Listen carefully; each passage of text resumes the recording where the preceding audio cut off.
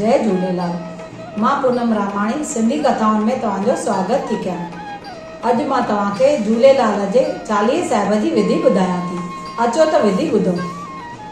श्री झूलेलाल साहिब जे चालीहे जो विर्त आख़ार महीने में शुरू कयो वेंदो आहे ऐं श्रावण महीने पूरे थियण बैदि पूरो कयो वेंदो आहे। चालीहे साहिब जे पहिरें ॾींहुं झूलेलाल जे मंदरनि में हवन कयो वेंदो आहे। तंहिंखां पोइ गानो ॿधाइबो आहे। 40 ॾींहंनि जे अखे जी सामग्री पिणु कठी कई वेंदी आहे। अखे जी सामग्रीअ में चांवर, चणा, खंडु, हैड, लौंग, नंढा फोटा, गुलाब जा गुल, अगरबत्ती ऐं हिकु मुखी ॾीओ ठाहियो वेंदो आहे। हवन खां पोइ अखो पातो वेंदो आहे ऐं उहो अखो पाए दरिया शाह खे अर्पण कयो वेंदो आहे। अखे जो मंत्र: अखो अखो जीअ पिंड रखो, अखो पायां अमरलाल ध्यायां, जो फल मांगा सो फल पायां। चालीहे जे ॾींहुं विर्त रखण वारे खे सादगीअ में रहणु घुरिजे।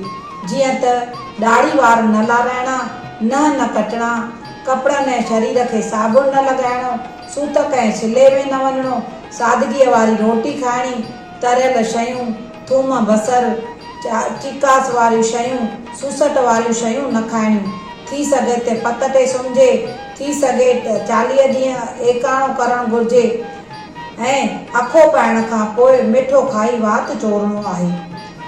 हर थारूअ ऐं चंड जे ॾींहुं गुझी कुनी ठाहे दरिया शाह ते अखो ऐं गुझी कुनी खणी वञिबी आहे। पोइ उहा दरिया शाह खे अर्पण करे पलउ पातो वेंदो आहे। थी सघे त 2 भेरा न त 1 भेरो अमरलाल जी आरती ॿुधणी घुरिजे।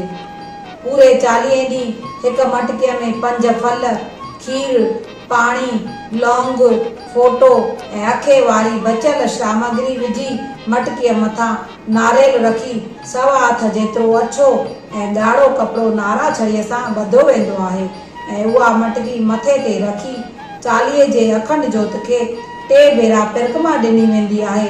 तंहिंखां पोइ उहा मटकी दरिया शाह ते खणी वञिबी आहे ऐं दरिया परवान कबी आहे।